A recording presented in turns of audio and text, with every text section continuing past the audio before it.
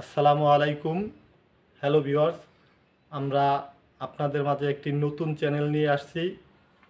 এটা electric related, আমরা electric কাজ করব। আর আমাদের এই চ্যানেলে নতুন নতুন ইলেকট্রিক্যাল কাজের ভিডিও পাবেন।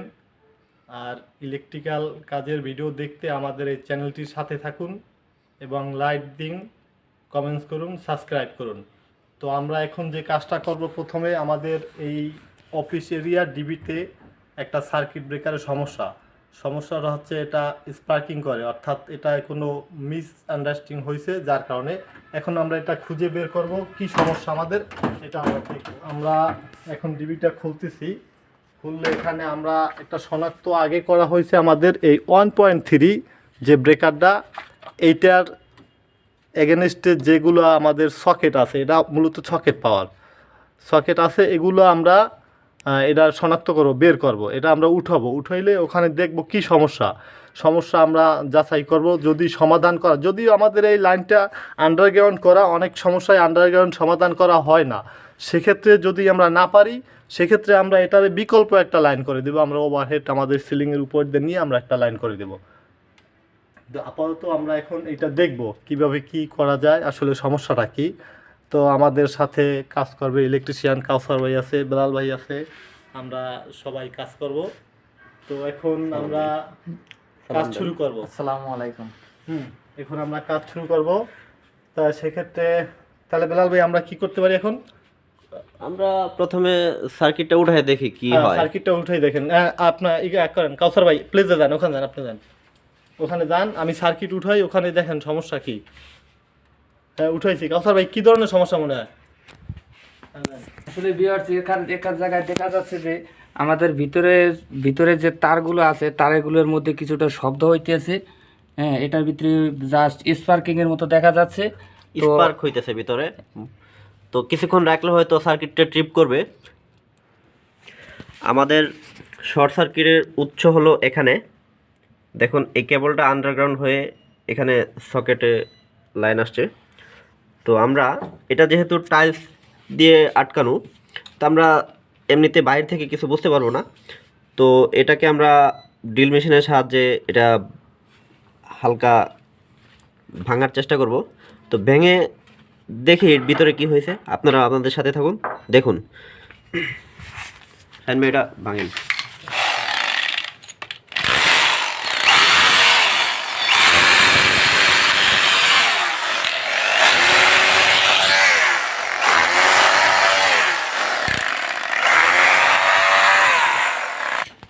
যে দেখুন, আমরা এখানে একটু টাইলসটা একটু ভাঙছি, ভিতরে পানি দেখা যাচ্ছে।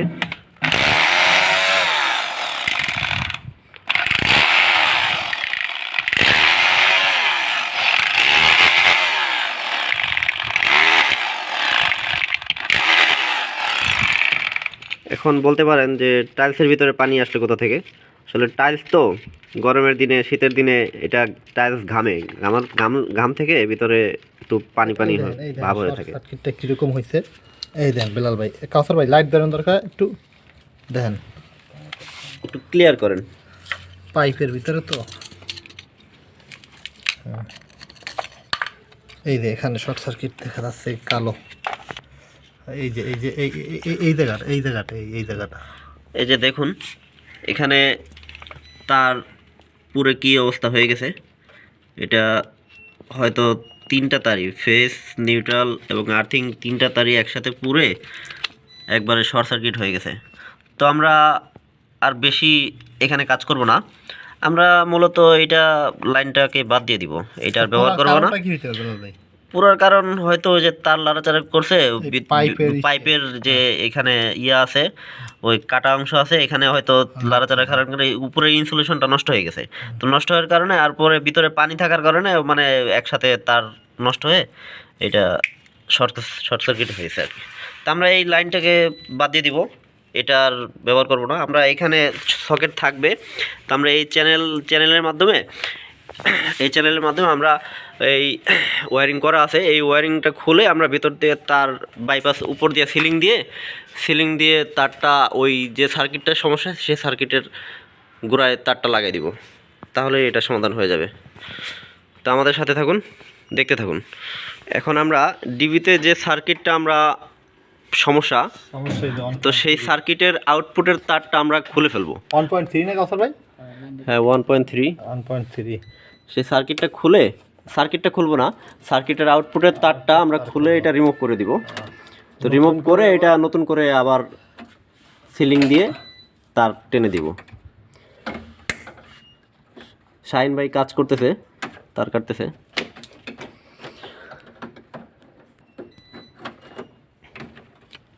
অনেকগুলো তার খুঁজে খুঁজে বের করতে। আর আপনারা সবসময় যারা ইলেকট্রিশিয়ান ভাইরা আছে তারা ডিবিতে কাজ করার সময় অবশ্যই সেফটি নিয়ে কাজ করবেন। সেফটি ফার্স্ট, অবশ্যই সেফটি ফার্স্ট। ডিবির সামনে নিচে পায়ের নিচে রাবার ম্যাট থাকতে হবে। পারলে হ্যান্ড গ্লোভস নিয়ে কাজ করবেন। হ্যান্ড গ্লোভস নিয়ে কাজ করতেছি না কারণ আমাদের সার্কিট ব্রেকার অফ আছে।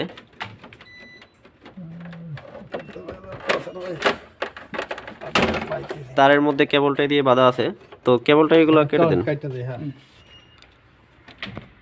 এই যে দেখুন, এখানে আরেকটা বিষয়, আমরা কাজ করতে গিয়ে যখন তারটা বের করতেছি তখন এই অন্য তার একটু টান লেগে এই যে এই তারটা লাক্স থেকে খুলে গেছে। তো এটা তো স্বাভাবিকভাবে খুলে যাওয়ার কথা না, হয়তো যারা কাজ করছেন তো এই লাক্সটা হয়তো ভালো করে পাঞ্চ করা হয়নি, তো সেই জন্য এই তারটা খুলে গেছে। তো অবশ্যই এগুলো আপনারা ভালো করে কাজ করবেন, কারণ যে কোনো কাজে লুজ, ইলেকট্রিক কাজে লুজ থাকলে অবশ্যই সেখানে হিট হয়, গরম হয়।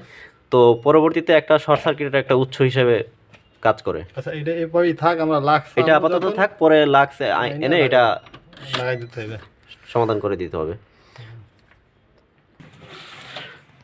আমরা একটা লেডারের মাধ্যমে আমরা উপরে উঠছি, সিলিংগুলা খুলে ফেলতেছি, কারণ উপর দিয়ে ইলেকট্রিক লাইনটা ওয়্যারিং করে নিব। এই যে আমরা নতুন তার সিলিং দিয়ে টানা শুরু করছি।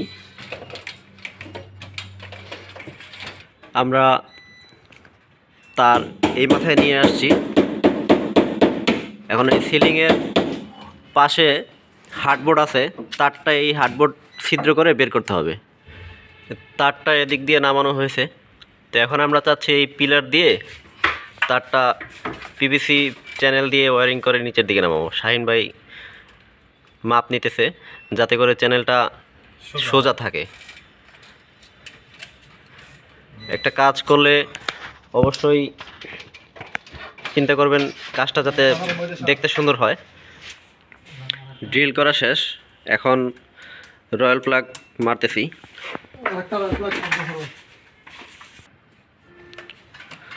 আমরা চ্যানেলটা নিচ থেকে লাগানো শুরু করতেছি।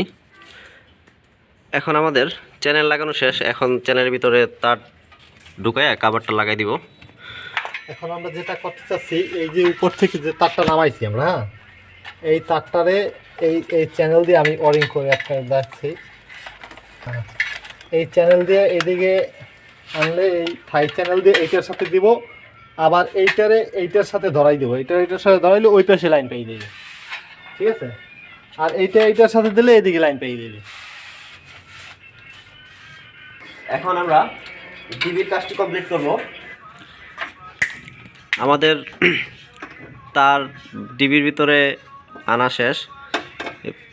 পিভিসি চ্যানেলের খুলে চ্যানেলের ভিতর দিয়ে আনছি। এখন ফেস সার্কিটে লাগাবো আর নিউট্রাল আর আর্থিং দুইটা বারে লাগাবো। তার পর্যাপ্ত পরিমাণ রেখে মাপ দিয়ে কেটে রেখে আর আমরা লাক্স লাগাচ্ছি।